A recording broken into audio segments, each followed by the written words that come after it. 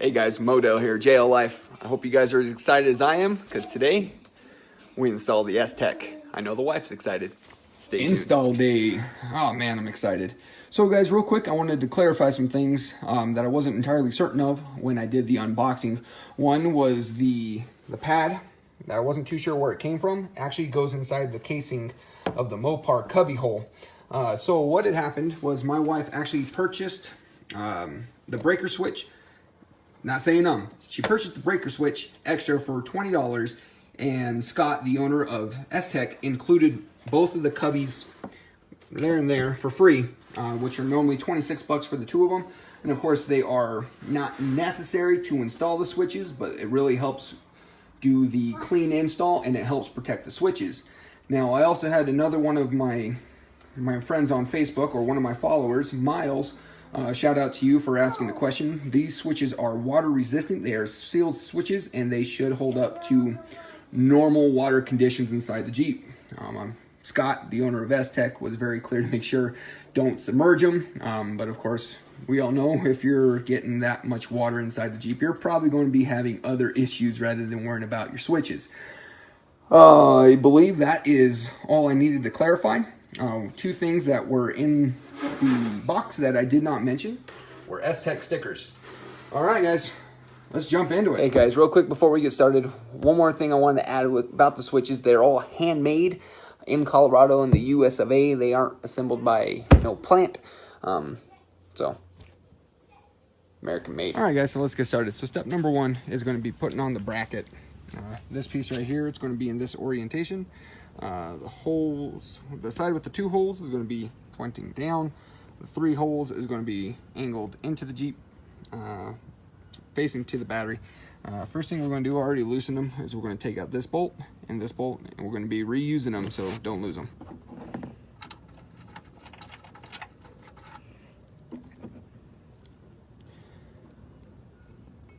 So what I'm going to do first is I'm going to take the bolts that came with the hardware of the kit, and we're going to enter it in the side closest to the front of the Jeep and try to get the factory bolt back in.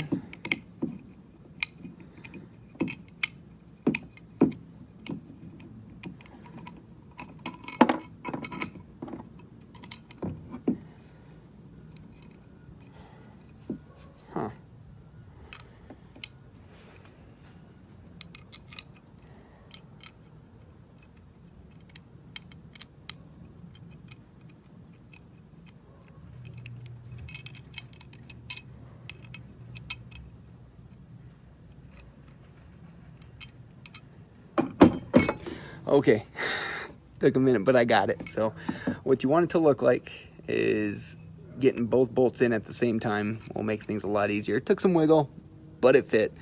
I just cut away because I didn't want you guys seeing me struggle too long, because struggling is just boring to watch.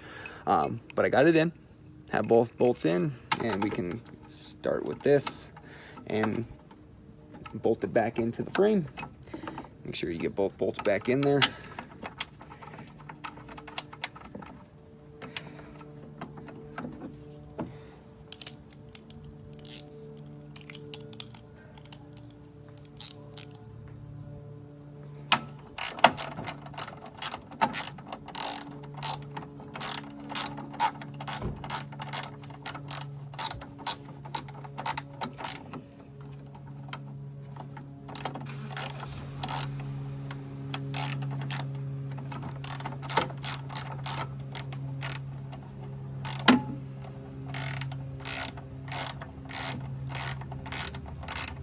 There we go. What's an install if you don't encounter problems, right? Improvise, adapt, overcome.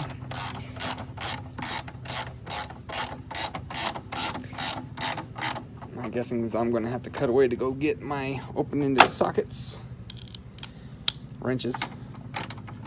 Yeah, I'll be right back. So for the side closest to the front, we're just going to use a crescent wrench.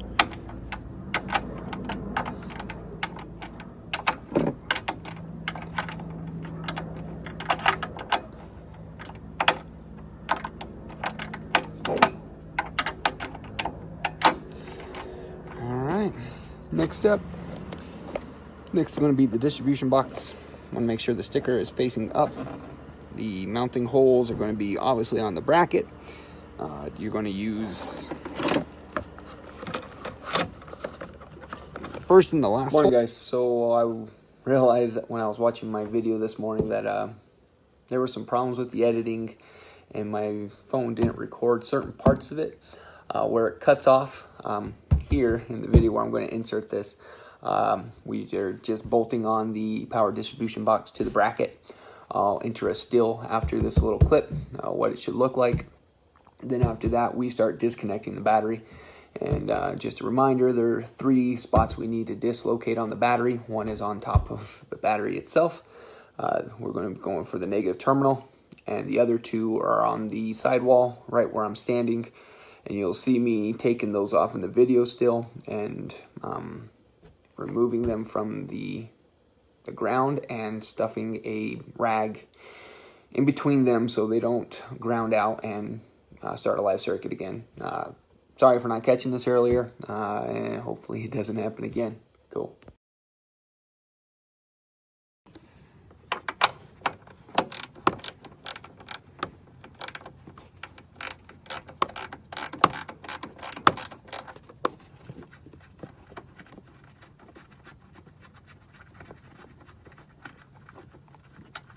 So, remove the 10, don't lose them.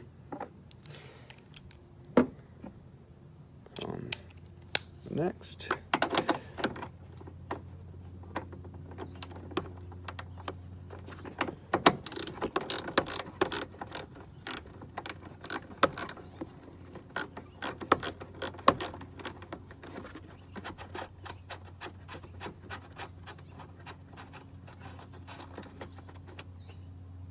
pull that off.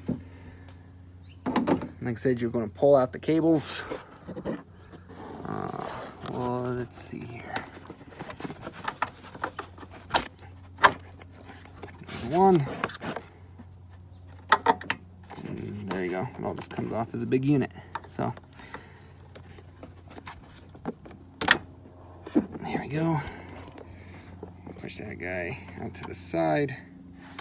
So the cables are going to want to just go back to where they've been resting. So just, you can either shove a rag in there, which is probably what I'm going to do, but just be careful, because once they start connecting back to where they were connected, you're going to get a live circuit again. So rag, and I'm just going to shove that down there.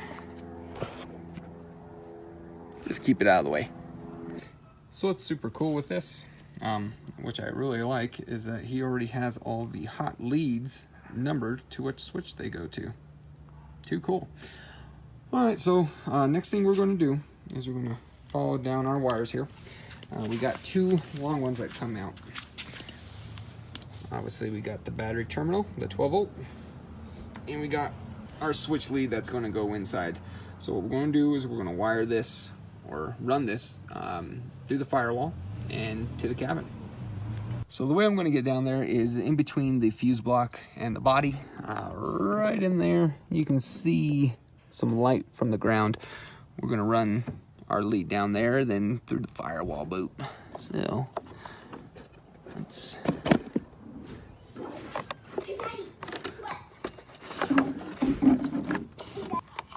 So let's see if I can get this on camera. There we go. As you can see, the hole right down there. We're gonna feed it in there.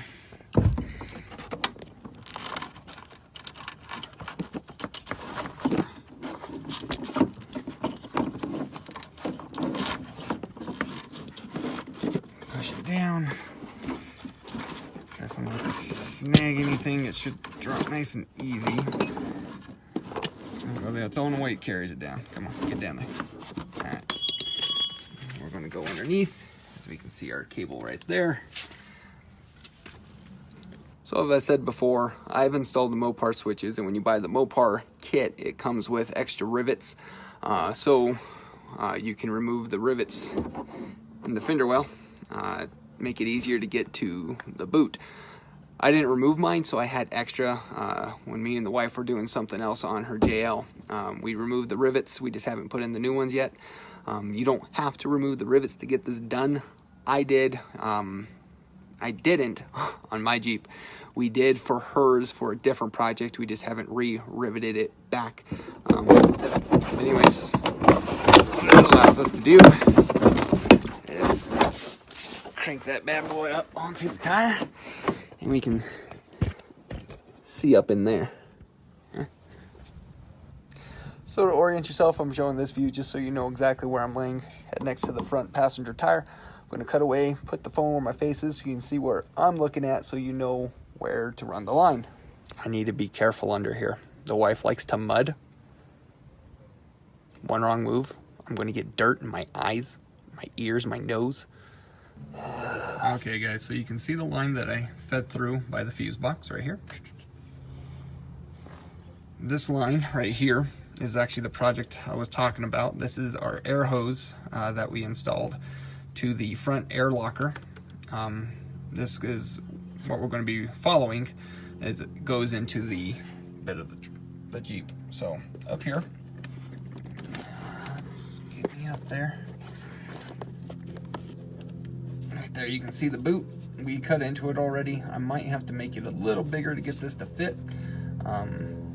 If I have problems getting it to fit smoothly, which I don't foresee a problem because it's a pretty thin line, I'll just grease the line and duct tape it or electrical tape it and feed it through. But right up, there he goes, dirt in the eye, son of a gun. But there it is. So from the outside, I just kind of give you guys a good line up. Here's the front passenger tire, and right underneath the fender well, you can see the phone in there. You see the line, it's just right up there. But, all right.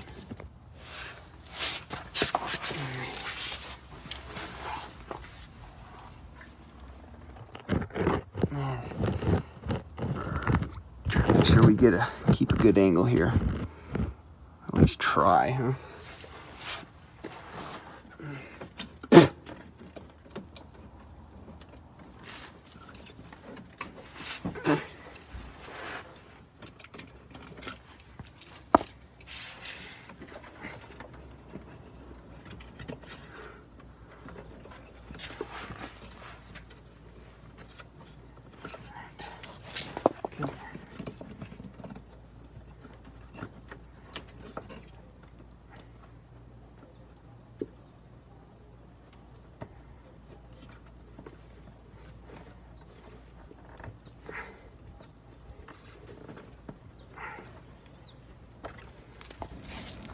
All right, guys, we're on the passenger side. We're going to go ahead and show you where the other boot's at and get through. This is probably the most difficult part, which ain't saying much. This isn't too hard. It's just tedious. Hey, guys, we're under the glove box right now.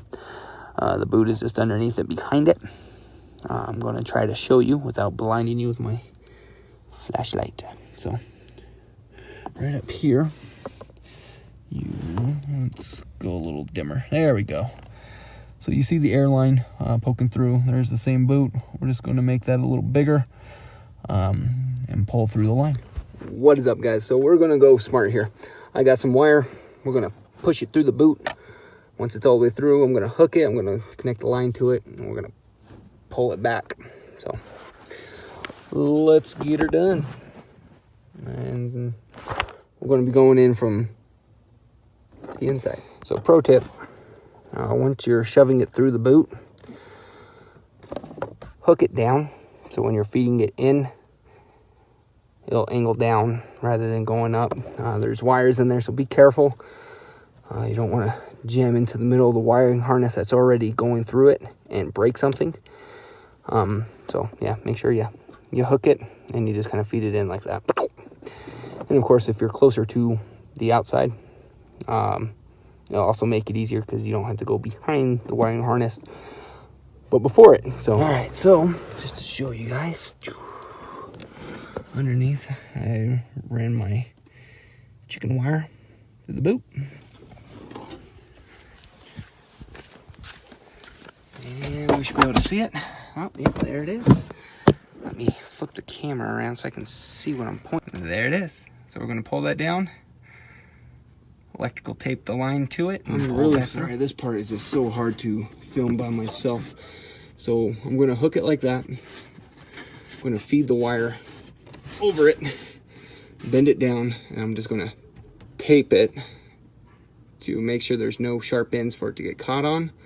And we're gonna just pull it more of it out. So that's what it's gonna look like. And we're gonna duct tape this together. Make sure we duct tape this together because we don't want no sharp edges to get caught on, right? Get our ET. And just,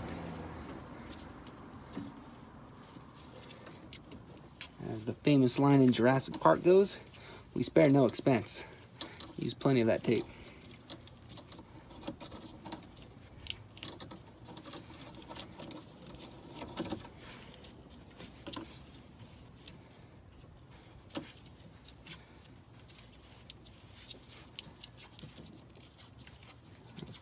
Up.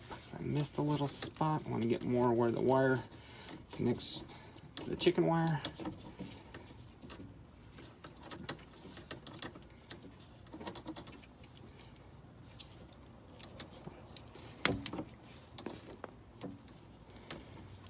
So, since I am using this method, I'm going to go ahead and grease the wire on the electrical tape before I pull it through. Make things a lot easier. So I'm just going to use automotive grease.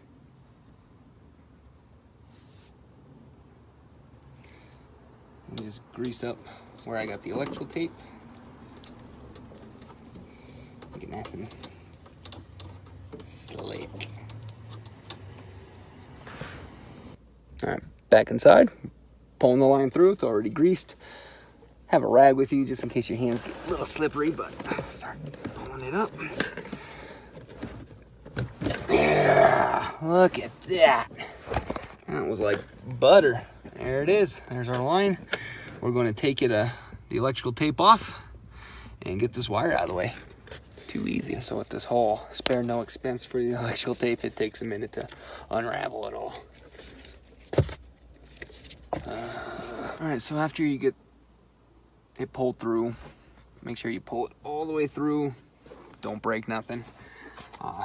This is going to be the easy part. One thing I really enjoy about this kit, it's pre-wired. When you buy the Mopar switches, you got to actually build your electrical harness. Kind of a pain in the butt, but it's doable. Plug and play. Rock on. Alright, so we're getting to the easier stuff now. Next thing we're going to be doing is we're going to be removing the glove box, and we're going to be prying off the control center in the middle of the Jeep to get behind it to finish running our wire and taking out the cubby hole and replacing it with our new switches and empty box. Now I realize I have another really bad habit. Instead of looking at the camera, I'm always looking at the screen, which I break eye contact with you guys. We need to fix that. I need a better camera. So we're going to remove the glove box. Super easy. First thing we're going to do, make sure you guys can see, there is that hinge support right here. What you're going to do is just push in the glove box a little bit. You're going to pull it up towards you. You'll hear the snap. Then you're going to pull it out towards the driver, and that just pops right out. And so this guy will be hanging loose. Next thing you're going to do is right here at the top. Can you see it? Yeah. You're going to push the glove box up a little, push that in, and it drops. There we go. Now we're behind it. We can take our wire, just put it right up through there, and there it is. See it? Yeah, you do.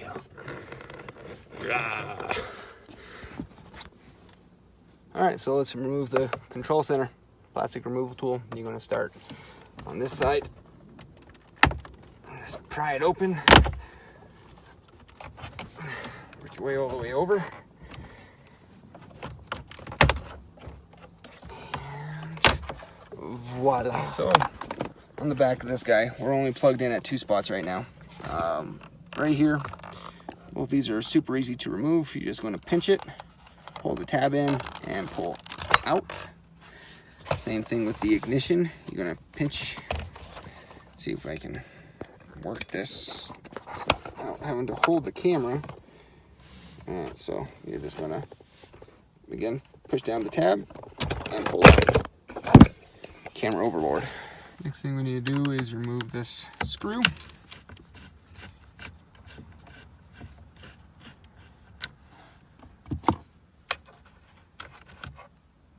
Don't lose it, we'll need it. And you can just pull this guy out. So from here, we're going to have some more wires to unplug. Let me take that off the phone. So we got plugs right there, there, and there. Let's start with these guys. Okay, I need to break away just so I can maneuver around the shifter. So let's go ahead and get all these things unplugged. I guess we don't really need to. We're going to be removing the cubbies next. So we got a screw, screw, screw, screw, screw, screw, and screw. Let me go get the proper tool here. So we're going to disconnect a couple of the wires. Just give us a little bit more elbow room. We're going to start from the right, which is going to be the black plug. You're just going to squeeze and pull. Gray plug is next. Squeeze and pull. And the one next to those two plugs. Squeeze and pull. Alright, so with those guys removed, I was able to flip it around closest to me. I'm going to take a drill. We got a 5.5 millimeter hexagon, and we're just going to remove all the screws holding the cubbies together.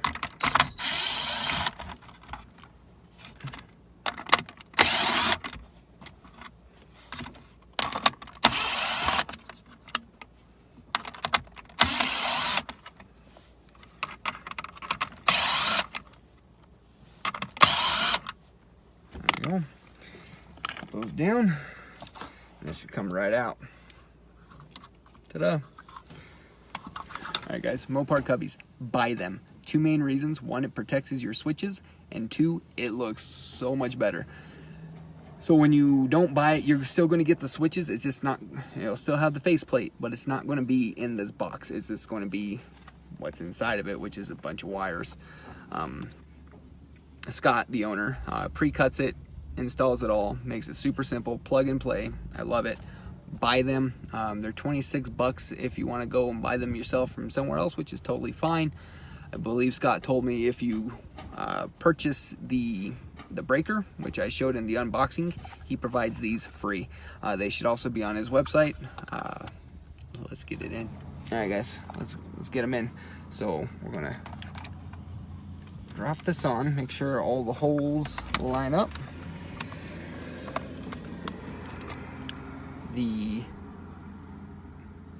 Well, it's flipped around now, but the left side goes on first, the right side goes on second. We're gonna get our screws, and we're gonna put them back in.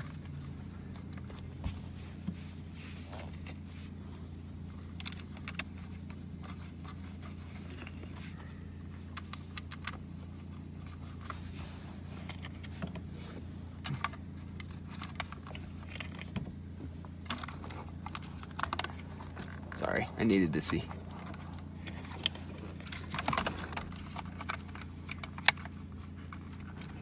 And we got that. Make sure we got them all. 1, 2, 3, 4. We are missing one.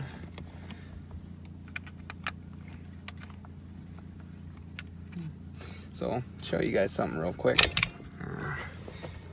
So my Mopar box came a little snipped. Hold on, we're gonna. So here's where the last screw goes. There's obviously the clip that was on it snapped off.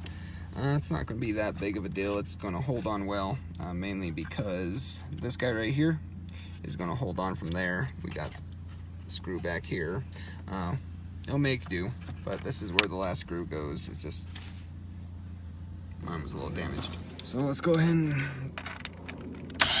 run all these back in. Do not over tighten. you will break things.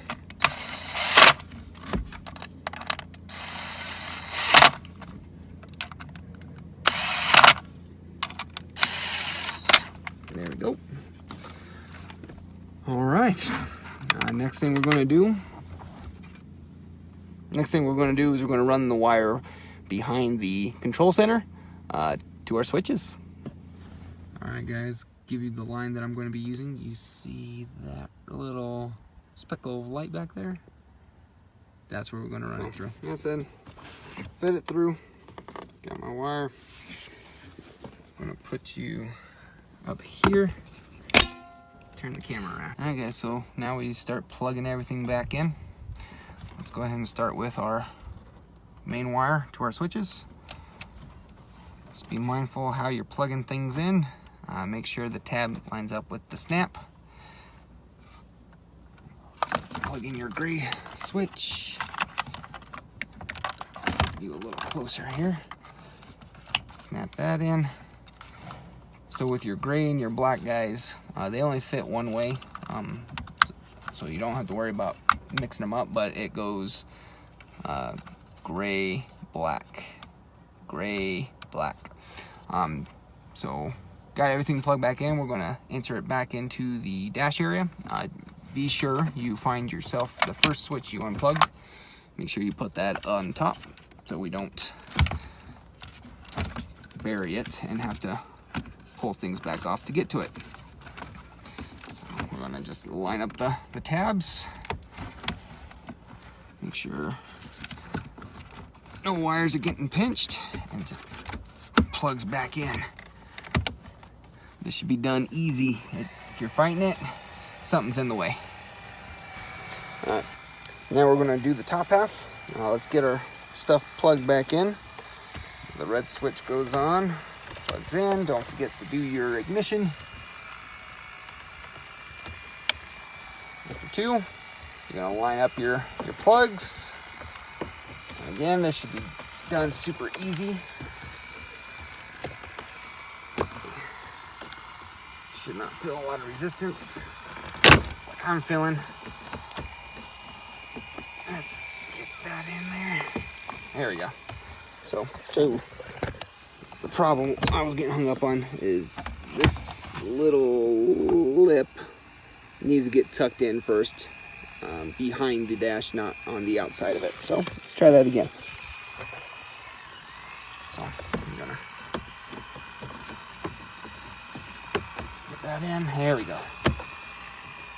There it is. So now what we got left to do is to wire the power. Very close. So we got our ground that we're going to need to connect. We have our battery terminal we're going to need to connect. And we got to get our inline fuse done. If you guys remember this guy from the unboxing, it's going to be going on the red wire. We're going to crimp it down, and it's going to plug into the fuse box. We'll piggyback on whatever fuse that we need to power the line. So with the positive terminal, do you guys remember the circuit breaker? What we're going to do? No, you're fine, brother. It's not going to pick up on that. It will, but it's fine. I can wait till you're done. Don't worry about it. We're good. I'm going to wait till you're done. I have considerate neighbors. So what we're going to do with this, the circuit breaker, is positive line is going to be going into it. I actually had to go buy some additional 8-gauge wire, and I'm going to run it off of the other end, and it's going to be going to the battery. Closer to the battery, the better. What this is essentially going to do, it's a 60 amp breaker, so once the line gets overloaded of more than 60 amps, it's going to switch off, prevents a fire, which we don't want happening. So let's get that done. So what made me a little positive lead wire, it was 8-gauge wire, heat shrink, super simple, and that, again, that's going to be what's leading from the battery to my circuit breaker, and the line from the power distribution center will be going to the other end. So what we're going to do now is loosen positive side, this bolt right here. Always be careful to make sure you don't connect your middle piece between the two terminals. I'm going to loosen that. Let's see if I can. There we go. Put that down.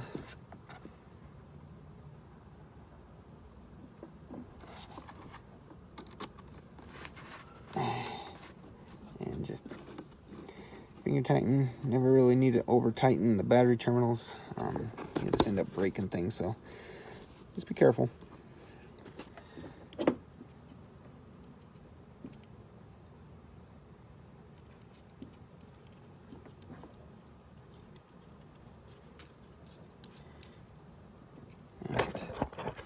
See, what we're going to do is we're going to get the breaker, connect this to the breaker here. Whew. Almost dropped the bolt down there.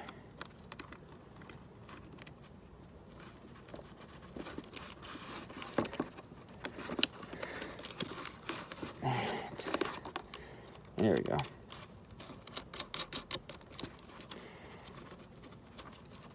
Good. And we're going to get our power lead. And we're going to connect it to the other side.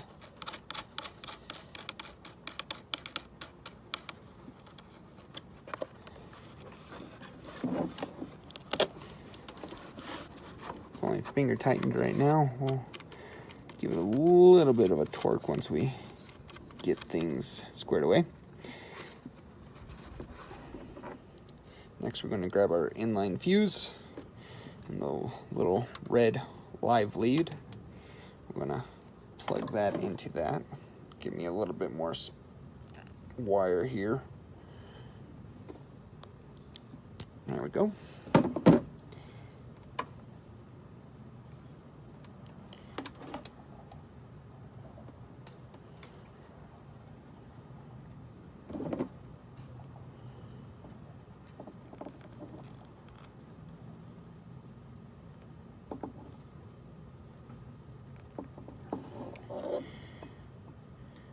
Sure you got a good connection. All right, time to tap into the fuse box. So once you open it up, what you want to locate is this 20 amp fuse right here, the little yellow guy. Where is the fuse puller? Right here. So what we're going to want to do, get your little fuse puller out and pull out that 20. Make note where it is, important.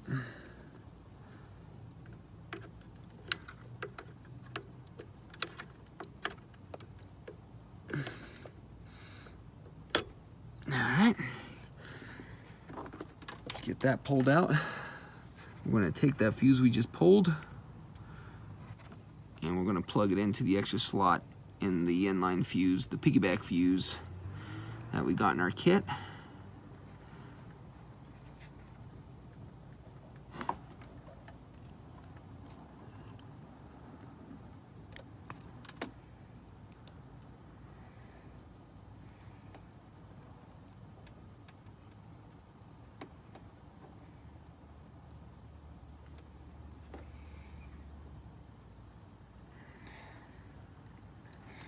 Get it plugged in. It'll look like that. This guy's just going to plug right in to where that 20 amp fuse was. Make sure it seats fully down. And let's find the best way to wire this. Hold on. The way we're going to run the line is right in between this little groove right here or the one right next to it. Doesn't matter. Just down there, and it's going to run in between the power distribution center right here. That's it. Plugs back in. Snaps in without any resistance. Now what we gotta do is just line everything up neatly and we're done. Sorry guys, one last detail I forgot to mention is that, remember this guy that we loosened at the beginning? We're gonna loosen him a little bit more. We gotta ground our line, and Once that's in, and we tighten everything back up, plug all the battery back in, we're done. All right, guys, everything got buttoned back up. Got the circuit breaker, everything's plugged in where it should be. I reconnected the negatives down here. I do need to reconnect the negative here. Glad I'm doing another walkthrough, huh? So, wrong one, right here. So it's going to be difficult. Tighten that down. All right. So with any luck, I did everything correct. I'm just kidding. I know I did everything correct. Come on now. Everything plugged in nice. This, I'm going to need to get some short bolts, and I'm just going to screw in and bolt to the top of this to hold it in place there. Tucked all the wire away. I like the coil wrap around it. It makes it look nice so it's not too rowdy. Here are going to be all your hot leads where you plug your accessories into. Again, they're all numbered, so it makes it easy to know which one you're plugging into where. And that is it. Let's go inside and check out the interior and give it a test run and see if it runs.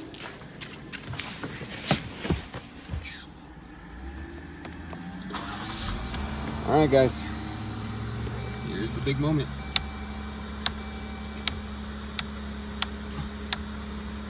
Ooh, that looks good. Now we just gotta hook up some accessories to them.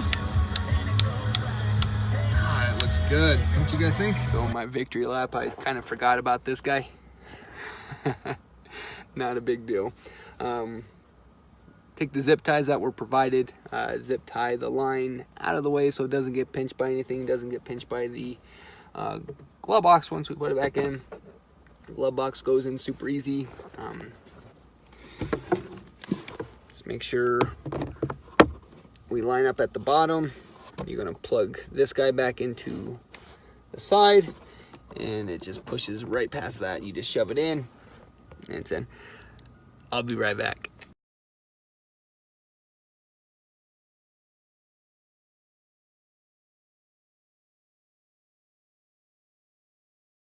So guys, let's finish with the install review. I like it. It was super easy, pretty quick. Took about an hour and a half time. Everything was truly plug and play, which was nice. The only tedious task was just running the line. Once that was done, it's super easy. I gotta say, I like this kit. It's a lot cheaper than the Mopar. I'll say they don't look as aesthetic as the Mopar switches, but I don't have a problem with that. The wife doesn't have a problem with that. They're probably about half the cost of the Mopar switches when it comes down to everything being paid for. You got several different options in two packages. There's the 6 switch, there's the 4 switch. They come in different colors of red, green, blue, and amber. You can also get the faceplates of different colors of carbon fiber, black, or chrome. The 6 panel costs $280. The 4 panel costs $200. There's no taking it to the dealership to get flashed, so that saves you money there. And of course, the Mopar switches in themselves cost about $375. But of course, you can find them on sale. I was lucky enough to find mine on sale for about $280, and that wasn't too bad of a gig. So, other things I like about it is that it's clean, it's simple. If you want to install your own switches, which is fine, you want to put it in the dash, you're cutting into the dash. If you're fine with that, that's fine. I prefer the easy bolt-on stuff. It looks cleaner, no issues with it. The 3 negatives that I have found with the switches is that there's no inside lead like with the Mopar switches. So anything that you want to run from the interior of the Jeep, you're going to have to run through the firewall back into the hood of the Jeep.